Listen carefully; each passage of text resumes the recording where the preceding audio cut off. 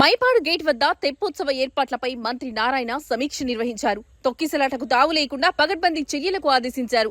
1,00,000కు పైగా భక్తులు తరలివచ్చే అవకాశం ఉందని, ఘాట్ వద్ద భద్రతా సౌకర్యాలపై మంత్రి దృష్టి సారించమన్నారు.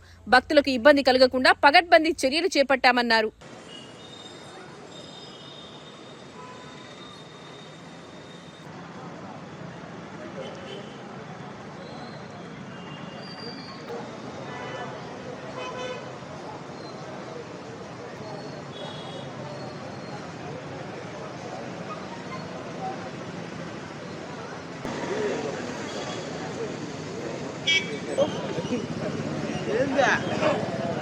వైస్ ప్రెసిడెంట్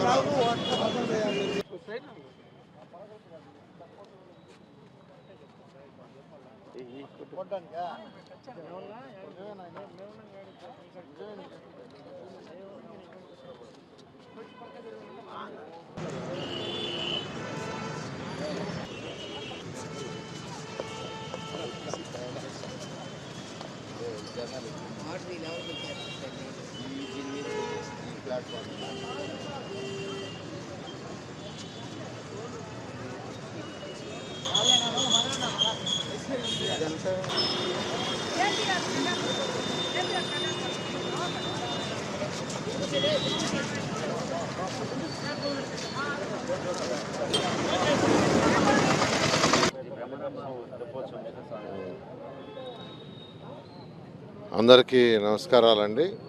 ప్రతి సంవత్సరం ఈ యొక్క భోగి, సంక్రాంతి, కనుమ దినాల్లో మైపాడు గేట్ దగ్గర శ్రీ బ్రహ్మరామ సమేత మల్లేశ్వర స్వామి యొక్క తెప్పోత్సవం జరుగుతుంది.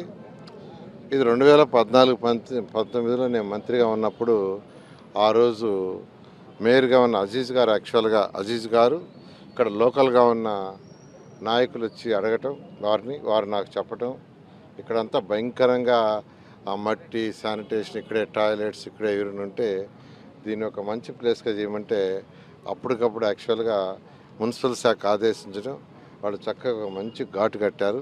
చాలా ఈరోజు కూడా అదే విధంగా కొత్తది కట్టినట్టే ఉంది. చాలా బాగా చేశారు. దీనికి సంబంధించి కార్యక్రమం యాక్చువల్గా ఏదైతే ఉందో ఆ కార్యక్రమానికి ఏర్పాట్లన్నీ ఆల్మోస్ట్ చేశారు. దీనికి అవతల సైడ్ అంటే ఈ యొక్క కెనాల్కి రెండో వైపు మైపాడు రోడ్డుకి అవతల వైపు కూడా కొంత ఏరియా ఉంది. దాన్ని కూడా ఏదైనా చేయమని ఇప్పుడు అడగటం జరిగింది ఇక్కడున్న ప్రజాప్రతినిధులు. అక్కడ ఉన్న కొద్ది స్థలాన్ని గ్రీనరీ చేయమని ఇప్పుడే మున్సిపల్గా కమిషన్కి ఆదేశించాను. గ్రీనరీ చేసే అవసరం అయితే చిన్నపిల్లలకు సంబంధించిన ప్లే ఎక్విప్మెంట్ అవి పెడితే ఆ ఏరియా కూడా చూడటానికి అందంగా ఉంటుందని ఈ విధంగా ఈరోజు నెల్లూరులో అనేక డెవలప్మెంట్స్లో ఇది కూడా ఒక డెవలప్మెంటు. అదేవిధంగా ఈ తెప్పోత్సవానికి దాదాపు 1,00,000 పైగా జిల్లా మొత్తం నుంచి ప్రజలు వస్తారు. ఈ తెప్పోత్సవ మహోత్సవాన్ని అందరూ దీన్ని తిలకించి యాక్చువల్గా ఆ భగవంతుడిని ప్రార్థించుకొని ప్రతి ఒక్కరూ సకల ఐశ్వర్యాలతో, ఆయురారోగ్యాలతో ఉండాలని కోరుకుంటున్నాను.